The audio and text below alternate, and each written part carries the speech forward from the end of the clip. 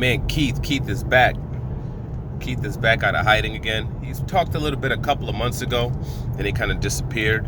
Last time I saw him was during the actually being able to physically see him somewhere was doing the Harrison versus Charlo 2. Harrison was training at his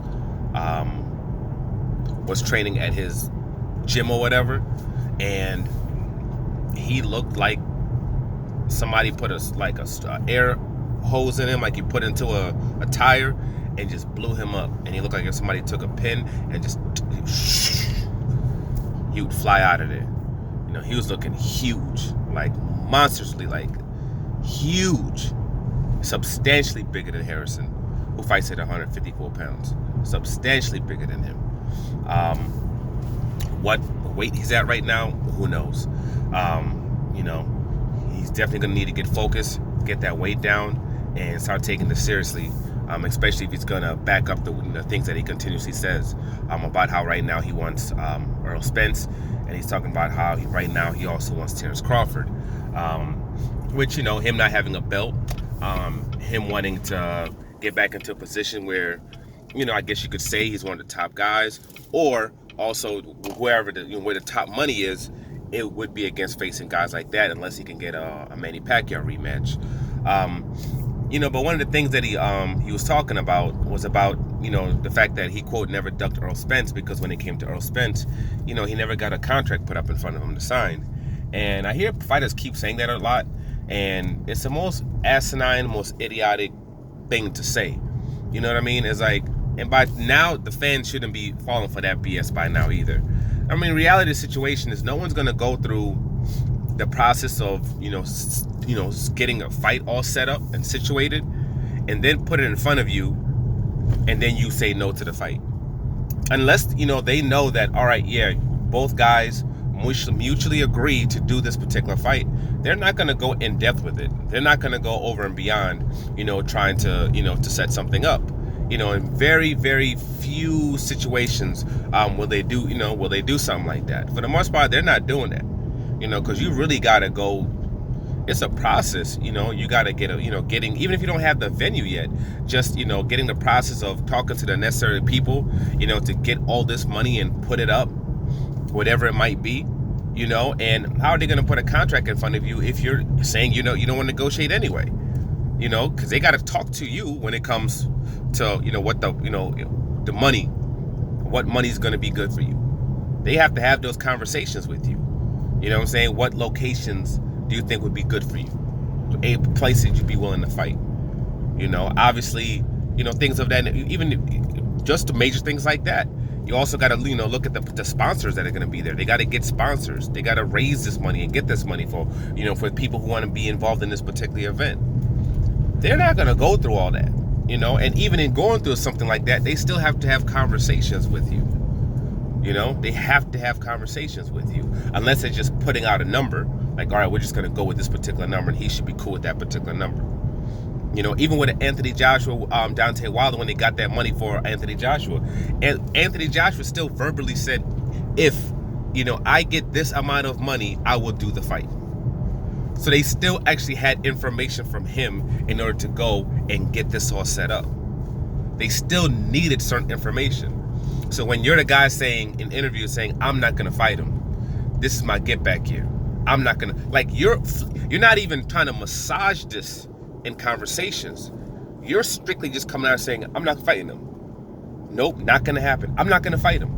I'm not fighting him. You know, the fans can get mad, they can be upset, they can say whatever they want, but when it comes this year, I'm not fighting him this year at all. You know, and no one's going to make me fight him. No one can make me fight him. These are words that came out of your mouth. You know, so, you know, the reality of the situation is that's why the fight, you did duck him. You know, and that's why you never got to the point where you had a contract. He said, you know, one of the things he said was, you know, when I wanted Danny Garcia, I went to Al Heyman. I asked for Danny Garcia, and I got Danny Garcia. When I wanted Sean Porter, I went to Al Heyman. I said I want Sean Porter, and I got Sean Porter. Well, yes, you did get those fights because those guys wanted to fight you. Those guys wanted to fight you. Those guys have made it clear that they want that fight with you. You know?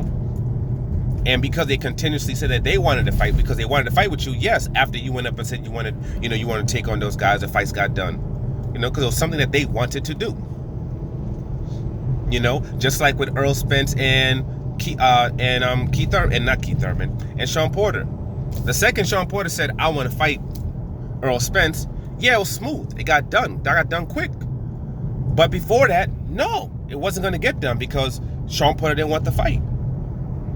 Just like at that particular time, you didn't want the fight. You know what I'm saying? With Earl Spence. And that's why the fights never got done. So yes, you got to own it. You got to be like, yo, it's one of those situations where there's so much video evidence when things have come out of your mouth. You might as well just say, yo, all right, at that particular time, I was trying to get back, whatever. But then, a situation where like a Manny Pacquiao showed up. I did that fight. And you know what I mean? Right now, I want those fights.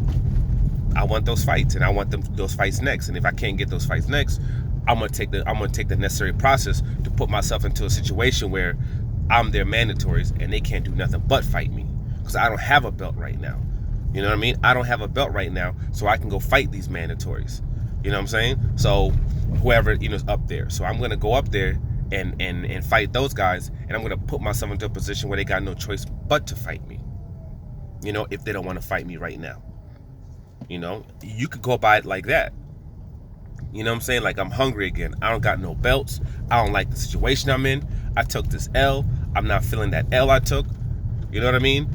So it's time for me to get back out here, get my training on point, start busting dudes up, you know what I'm saying? And get back to that one time Thurman. Start knocking these dudes back out, and put myself into a position where they ain't got no choice but to either face me or give up the belt. That type of talk would make sense. But to try to change the past, with the things that he's been saying, it's asinine. It's absolutely asinine. Now, is he capable of doing that? Of coming back out there and becoming dominant again, becoming one of the top welterweights again? I would say no. Just due to the fact from what he looked like after that, during that Harrison Charlo situation.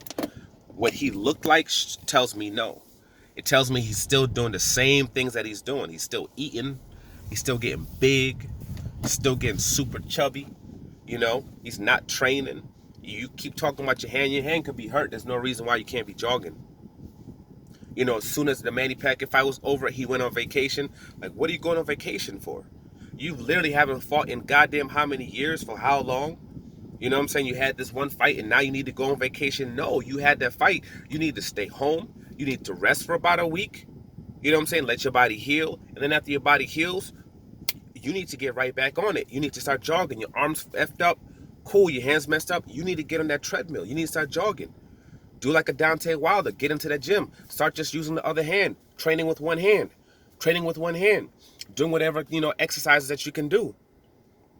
They got squat racks you can use that you don't really have to hold like this, where it kind of, sits on your shoulders. You can do the stuff like that. You can still do sit-ups. You can still jog. You can do sprints. You can do all types of things like that. I don't know if there's maybe some kind of thing they can end up putting on your arm that will allow you to still swim. There's a lot of things that you can do, if you're really serious and if you're really were focused and if there's really were missions that you really were trying to go into, because Keith Thurman at his best is capable of beating anybody in the welterweight division, excluding nobody. But when you don't have that focus, you don't have that discipline, you're going to be in trouble. Just like me personally, I was like, Earl Spence is skilled enough where even though he's doing so little effort, he might be okay, but it might catch him one day. And it looks like he might have, after this car flipping around and him almost losing his life and being taken away from his daughters, I think that might have got him focused and put him to a space where, that's probably not going to happen now. You see him now, his face ain't no puffy. He doesn't have any puffy face like he usually does. He's in shape now with no fight coming up. He's in shape now. Could easily get down to that 147 now.